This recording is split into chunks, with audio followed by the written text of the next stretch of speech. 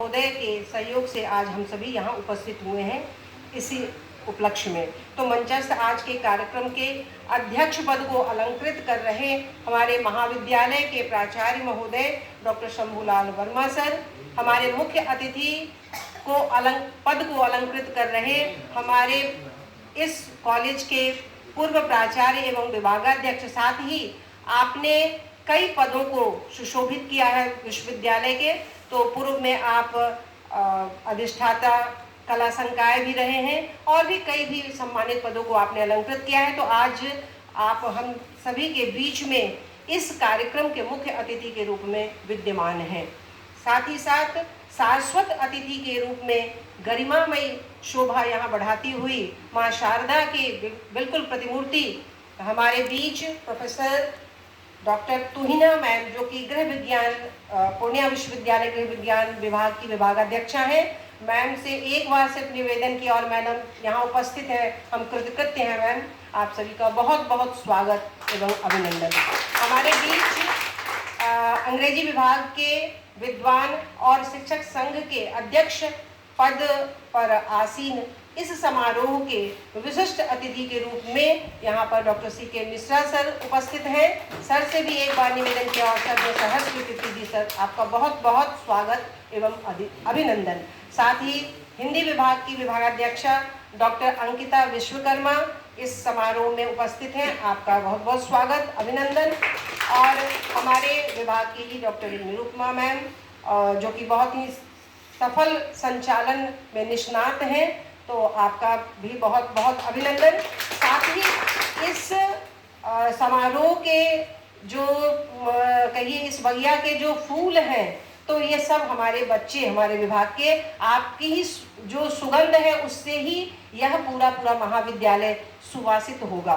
तो यह हो रहा है, अगर आप नहीं होंगे तो फिर उसका कोई मतलब नहीं रह जाता। तो आप सभी को बहुत शुभ स्नेह आशीर्वाद। जो आज विद्वत गोष्ठी का विषय रखा गया है कि वर्तमान काल में वाल्मीकीय रामायण की प्रासंगिकता, तो उसी के कुछ बिंदु को मैं यहाँ पर रखना चाहूँगी। और अवश्य में यह संभावित हुआ हमारे विद्वत परिषद में, यहाँ पर विद्वत मंडली बैठी हुई है, उसका विस्तार जरूर मिलेगा उसे।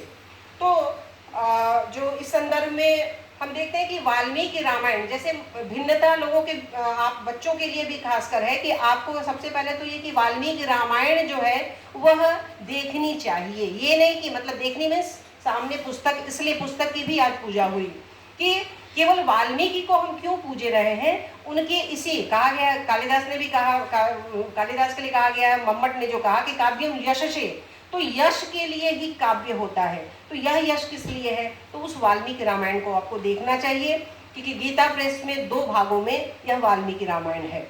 तो हम करते क्या हैं आजकल की कुछ भी यत्र तत्र थोड़ा छिटपुट बातें लेकर केवल विवाद में पड़े रहते हैं।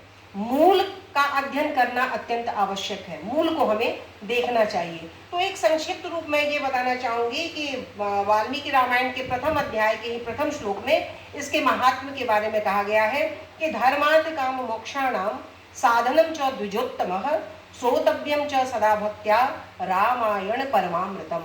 अर्थात धर्म अर्थ काम मोक्ष, इन सब का यह जो साधन है यह द्विजोत्तम कहा गया। मतलब जो भी अध्ययन करता है, केवल ब्राह्मण जाति से यहाँ नहीं है कि जो इसका अध्ययन करता है तो उसके लिए यह बहुत ही उचित है, उसको श्रोतव्यम मतलब सुनने योग्य है। और इसमें हम देखते हैं कि 7 कांड हैं। तो जो बालकांड, अयोध्या कांड, किष्किंधा कांड, अरण्य कांड, सुंदर कांड, युद्ध कांड और उत्तर कांड।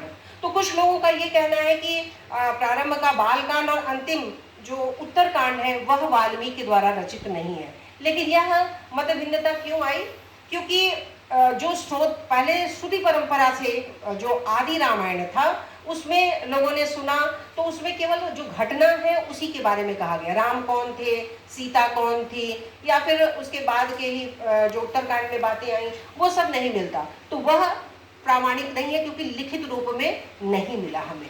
देखिए प्रमाण जो है वो 4 प्रकार का होता है, प्रत्यक्ष प्रमाण, शब्द प्रमाण, उपमान प्रमाण और आपका ये अनुमान प्रमाण। तो हमारे पास यह जो वाल्मीकि रामायण है वो शब्द प्रमाण है। शब्द प्रमाण के रूप में हम सामने देख रहे हैं कि प्रत्यक्ष है वो हमारे सामने, तो हम उसको मानेंगे। प्रत्यक्ष प्रमाण यानी कि विज्ञान, जो कहते हैं कि अनुभवजन्य ज्ञानम विज्ञानम कहा गया, तो विज्ञान जो हमारे प्रत्यक्ष है, लेकिन शब्द प्रमाण भी एक प्रमाण है। तो वह शब्द प्रमाण में जब वाल्मीकि रामायण हमारे सामने आया, तब हमें दिखा वो प्रामाणिक रूप में, तो इसलिए हम उसकी प्रामाणिकता को उसमें देखते हैं। और फिर हम देखते हैं कि रामायण एक उपजीव्य काव्य है। उपजीव्य का क्या मतलब होता है कि जो दूसरों को जीवन देता है, दूसरों को जीवन देने वाला, अर्थात रामायण पर आधारित कई काव्य आगे रचित हुए, हम उसको देखते हैं, विस्तार हुआ। तो इस विस्तार का प्रथम सोपान हम देखते हैं कि राम कथा की कथा वस्तु रामायण न रहकर संपूर्ण रामचरित के रूप में विकसित हुई। राम किस रूप में थे? राम तो एक क्षत्रिय आदर्श रूप में भारतीय जो लोक है, जन साधारण है, उनके बीच में प्रचलित हुए। द्वितीय सोपान में हम क्या देखते हैं कि अवतारवाद जब आया, अवतारवाद के कारण अलौकिकता की मात्रा धीरे धीरे बढ़ने लगी। देखिए, रामायण कथा जो थी उसमें धीरे धीरे विस्तार हुआ, अलग अलग रूपों में राम आए, और इसी पे मतलब जैसे जैसा युग बदला, रामायण में और भी विस्तार होता चला गया। तो जो द्वितीय सोपान में हम देखते हैं कि अवतारवाद के कारण से राम कथा का मुख्य दृष्टिकोण धार्मिक न बनकर साहित्यिक रहा। इसका ये प्रभाव हुआ कि विदेश में जो रामायण लिखे गए, वहां पर धार्मिकता नहीं दिखने को मिलती है, वहां पर राम भक्ति का प्रायः अभाव मिलता है। जैसे कि इंडोनेशिया आदि और भी जो जावा, बाली, सुमात्रा, ये सब जगह में जो एशियाई देशों में जो रचे गए रामायण, उसमें वहाँ पे पुट हमें कम मिलता है। फिर 14वीं शताब्दी में हम देखते हैं कि राम भक्ति के प्रादुर्भाव के कारण से संपूर्ण कथा वस्तु में एक नवीन दृष्टिकोण देखने को मिलता है, और जहाँ रामायण विष्णु की अवतार लीला मात्र न रहकर भक्त वत्सल भगवान राम के गुण कीर्तन में परिणत हो गया, जहाँ राम का कीर्तन किया जाने लगा। इस प्रकार राम अनेक रूप को धारण करते हुए धीरे धीरे संपूर्ण भारतीय संस्कृति में व्याप्त हो गए, और इसकी अद्वितीय लोकप्रियता निरंतर अक्षुण्ण वरन शताब्दियों तक बढ़ती रही। मानव हृदय को आकर्षित करने की जो शक्ति राम कथा में विद्यमान है, वह अनियत दुर्लभ है। यही नहीं, वाल्मीकि रामायण में कला तथा आदर्श का जो समन्वय मिलता है, उससे आदर्श प्रिय भारतीय समाज प्रभावित हुए बिना नहीं रह पाता।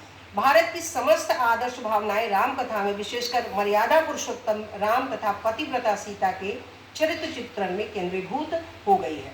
फलस्वरूप राम कथा भारतीय संस्कृति के आदर्शवाद का उज्ज्वलतम प्रतीक बनी। साहित्यिक विशिष्टता के अतिरिक्त हम देखते हैं कि रामायण में ज्योतिष है, तंत्र विद्या हमें देखने को मिलता है, धर्मशास्त्र है, अर्थशास्त्र के प्रमाण मिलते हैं, आदि आदि कई। लंका कांड और अयोध्या कांड में हम देखते हैं कि ज्योतिर्विज्ञान के कई दृष्टांत हमें देखने को मिलते हैं। उसके बाद वहीं युद्ध कांड के 51वें सर्ग में आयुर्वेद विज्ञान का बड़ा ही सुंदर उदाहरण देखने को मिलता है, और 18वें तथा 63वें सर्ग में राजनीति की अत्यंत सारभूत उपलब्धि हमें देखने को मिलती है। वहीं युद्ध कांड में 73वें सर्ग में तंत्र शास्त्र का दृष्टांत बहुत ही सुंदर मिलता है, जिसमें रावण और मेघनाथ बिल्कुल दिखाई देते हैं कि वो तंत्र विद्या में कैसे निष्णात हैं। उसी तरीके से फिर हम देखते हैं कि वाल्मीकि रामायण में राजनीति उच्च कोटि उसकी दिखाई देती है राजनीति की। हनुमान की नीति जो है वो साक्षात प्रतिमूर्ति दिखाई देते हैं नीति के, और श्री राम तो है ही नीतिमत्ता, उनकी साधुमता, सद्गुण संपन्नता दिखाई पड़ती है। इस प्रकार राम के उदात्त चरित्र से प्रत्येक मनुष्य को शिक्षा ग्रहण करना चाहिए। आदि रामायण से लेकर पुराणों में वर्णित रामायण, अध्यात्म रामायण, कम्ब रामायण, कश्मीरी रामायण, और जो एशियाई देश हैं, जो हमने पहले भी कहा कि इंडोनेशिया, जावा, सुमात्रा, बाली आदि में जो राम कीर्ति काव्य हैं, और भी कई अलग अलग रूपों में दिखाई देते हैं, जो कि आज भी उनके यहाँ रामलीला रूप में वो खेली जाती है। तो यह सब आज भी रचनाएं इसमें दिन प्रतिदिन, चाहे वो संस्कृत हो या हिंदी हो, इस भाषा में चलती आ रही है। जैसे कि अगर हम इसमें चाहे तुलसीदास को ले, या फिर राम की शक्ति पूजा जब दिनकर आदि को देखें, या हिंदी के अन्य काव्य को, तो सब में राम के उदात्त चरित्र को ही लेकर प्रायः ये बात दिखाई देती है। तो इसलिए वर्तमान युग में वाल्मीकि रामायण की प्रासंगिकता तब और बढ़ जाती है जब व्यक्ति केवल अपने अधिकार की बात करता है, कर्तव्य की बात नहीं करता। जबकि कर्तव्य को ध्यान देना सबसे जरूरी है। यदि कर्तव्य पर ही व्यक्ति ध्यान दे तो फिर वही माँ कहा गया कर्मण्येवाधिकारस्ते मा फलेषु कदाचन, तो कर्म करता रहे, अधिकार तो फिर उसे मिले नहीं। तो यह जो मुख्य बात रामायण में मिलती है, इसलिए इसकी प्रासंगिकता आज के समय में बहुत बढ़ जाती है। और मैं अपनी बात को विराम, अपने वाणी को विराम